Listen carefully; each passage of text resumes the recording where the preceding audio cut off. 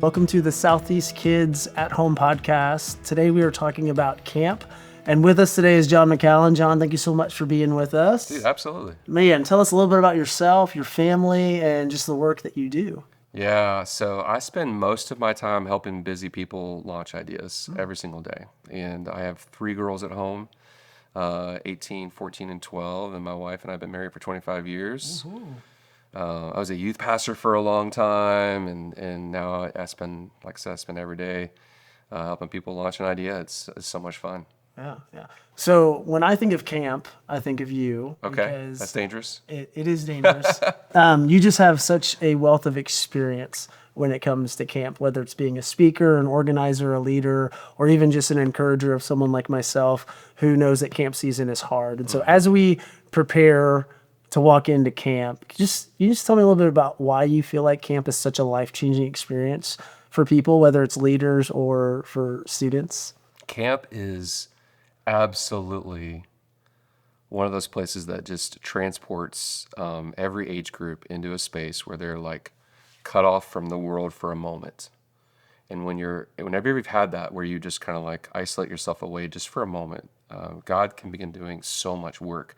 There is no unused moments at camp.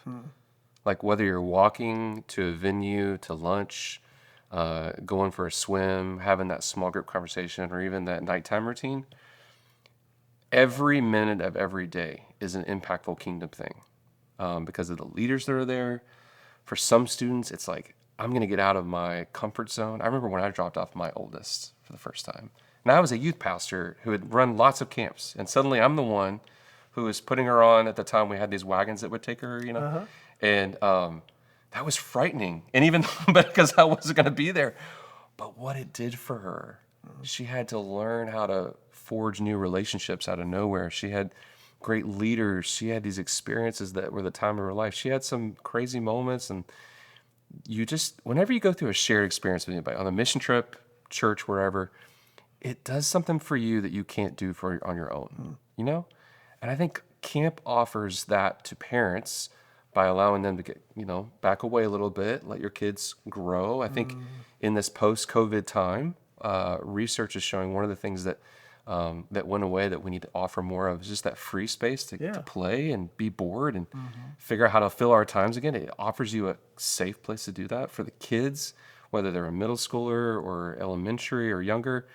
Man, it's a chance to experience some new things. A lot of people have never been on a 1,000-foot zip line, much less like climb up to the top of the tower and look out and go, what am I, Tom Cruise right now? Like, it's so incredible. But then my girls have always come home and talked about the worship.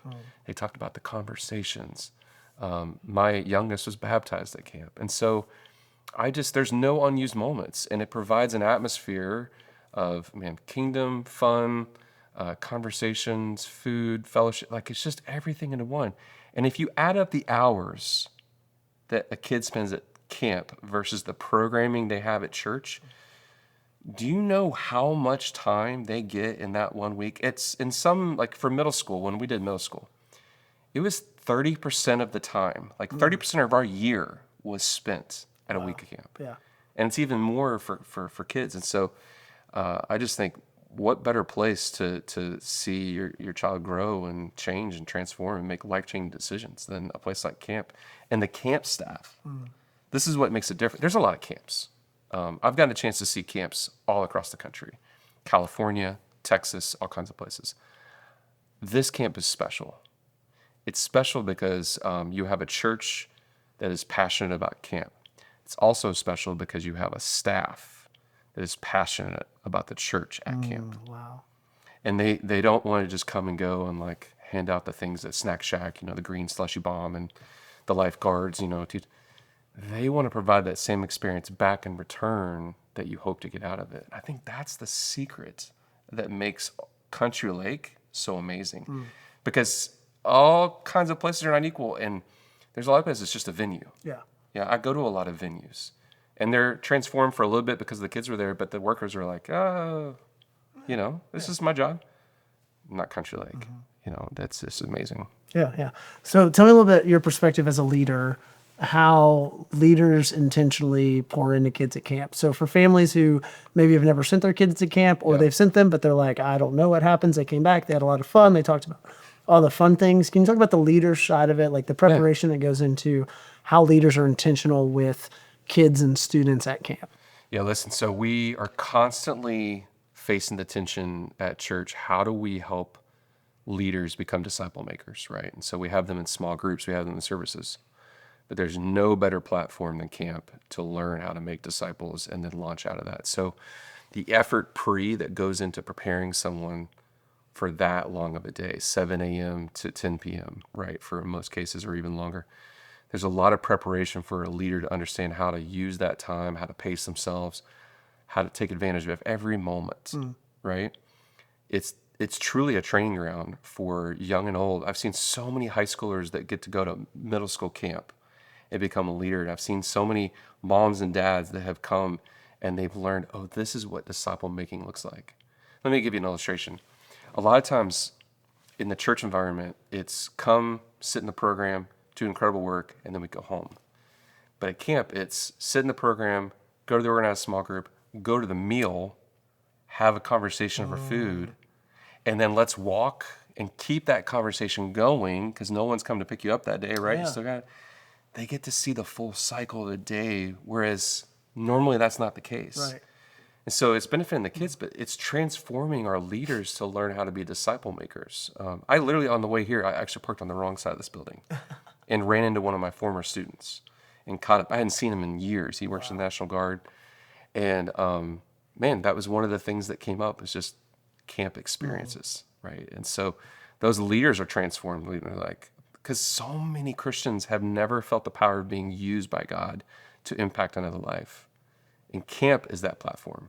It gives you the opportunity, maybe for the first time as a disciple, to go, oh, so this is life on life disciple making that Jesus talked about in the Gospels. So it's huge. That's so good. That's so good. How would you encourage, or what would you say to encourage parents to send their kids to camp? Like, why should I send my kids to camp? Now, I've been a part of camp, so I know, and I've seen the life change.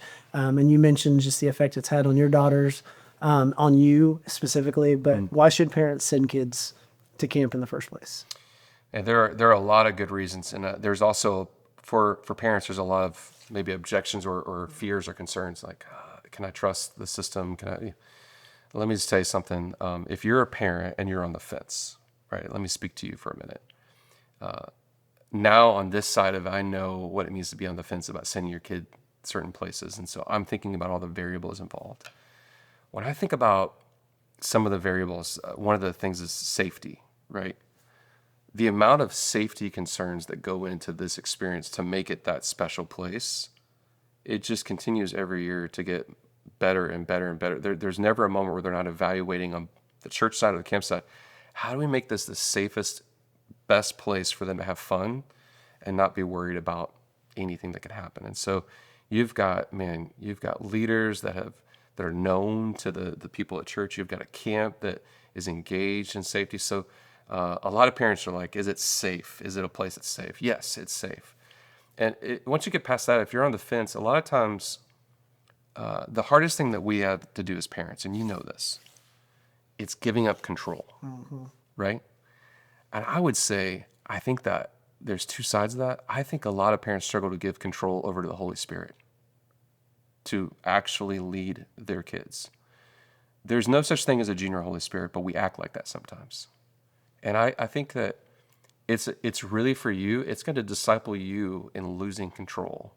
I mean, my daughter just turned 18, my oldest, and I've been learning how to lose control for a lifetime now. So that by the time she turned 18, I was like not shocked by what it means to be 18. And I think camp offers parents a safe place to lose a little bit of control, let your kid grow and change. I'm not saying like you're not the primary disciple maker, but man, it takes so many people to reinforce what you want in your child. And this is the perfect opportunity. Plus, the last thing I'd say is space between parents and kids, especially during the summer, is good. Yeah. And use that time for your spouse. Use that time for your it can be a time for you as well. you know you got great people caring for your kiddo, and maybe it's a chance there's a kid in your family that hasn't got much time from you. Well, now this is an opportunity. Yeah. You take them up, drop them off. I can't tell you how many times my wife would take advantage of that, and that Chick-fil-A date on the way home. Mm-hmm. That's where so many conversations happen. So the safety is locked in. The space is set up well, and now it's up to you. Can you take a moment and just lose a little bit of control so that your kid can experience something great that they will never forget? They will never forget it. Yeah, that's so good. Earlier, you'd mentioned the idea of just being detached, right? Camp is over several days. It's overnight, which can be kind of a hurdle for some parents. But can you revisit just the benefit of being unplugged, especially in this digital age, especially in this age for kids, like the benefits of being just detached in a way that you can focus on who God is and what he has for your life? Yeah, so I think we're all battling how do we, like this thing left the station in 2020. Like as soon as I remember having conversations about our digital life prior to 2020, and then after 2020, it was like the rule book went out the window as soon as Chromebooks were going home, and it was like their entire life had to be on a screen. I think we can safely reintroduce the idea of space into their life without this digital universe that surrounds them. They're going to be bored at times, and boredom, like there's more and more studies that I keep reading today, even about how boredom is useful. They're going to learn how to fill their time differently. They're going to be discipled in space that they've never experienced. And a lot of times as parents, we struggle because there's just so much in our houses these days, not all wrong, but we don't know how to get it back. Yeah. You know, it's like we question whether we can pull back on digital life. We can pull back and I know like there's some parents listening to me like, well, you're the parent, do the thing. But listen, every situation is unique. And I think camp offers a kid a chance to disengage from all of that. And it's hard for some of them at first. But to really put it all down and go, okay, so this is what it's like. And their appetite changes, right? It's like when you start giving up certain foods, you've taught me this over the years, their appetite for what is good changes after a week of camp. It's like, oh, I actually don't have to be satisfied by entertainment 24/7. I probably should spend more time with people, or, hey, when do I get to go back to camp? And so I think it's a beautiful discipleship opportunity, digital discipleship opportunity for kids in that kind of environment.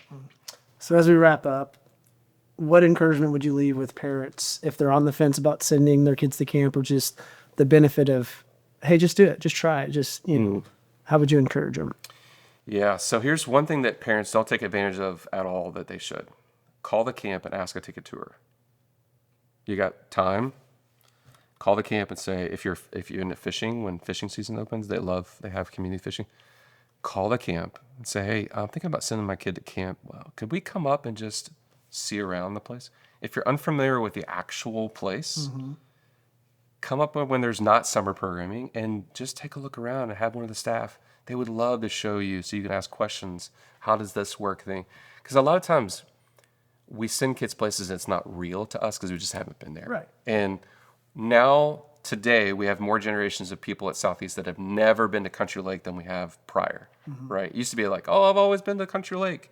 Well, now that's not the case. There's so many new people. So if you're new, call the camp on your own. Take your kid with you or your spouse or whatever, and schedule a time to go up there. Now, I hope that they get overwhelmed with calls because people don't do it. Yeah. They should, because they would go, oh, so that's the lake thing. How's that work? Or this is where they're going to eat. And you will visualize where they're going a lot better, and you'll have a little bit more comfort there. Two, trust the leaders in front of you. They are working so hard to make this the best possible experience. For your youth pastor and your kids pastor, the way the program's running now, they actually have more time with kids than they've ever had before because of that. And I think you want your kid to have more time with your youth pastor and kids pastor. Even more than a Sunday morning program, they're going to run into your pastor more than they've ever run before because of the way it's set up. Yeah. And I would just lastly, I just say pray and ask the Lord for discernment. You know what's right for your kid, right? I know that you may think your kid's not ready for this for a lot of good reasons, and they may not be. But I do think it's an opportunity to do that holy shove and say, hey, I know you're going to be like, they're going to be homesick. Yeah. Don't take the call. Right. I've seen that work out 10 times out of 10. You know, I've seen so many parents that were so worried and their kid was sick for a couple of days, and like, but then they worked it out. And by you as a parent taking a step away, hard, Yeah. feel like you're failing your kid, you actually did them a favor. And they grew, and they were like, you know, and it's like, we're not their friends. We're their parents. We're their coaches. We're like guiding them to something. And so it's just a huge opportunity you don't want to miss out on. Yeah. Well, Jon, thank you so much for the conversation. Yeah. I'm excited about camp. I'm excited about all the things God's going to do this summer. Thanks for investing in it. I think it's so huge. It's big. It's a big deal.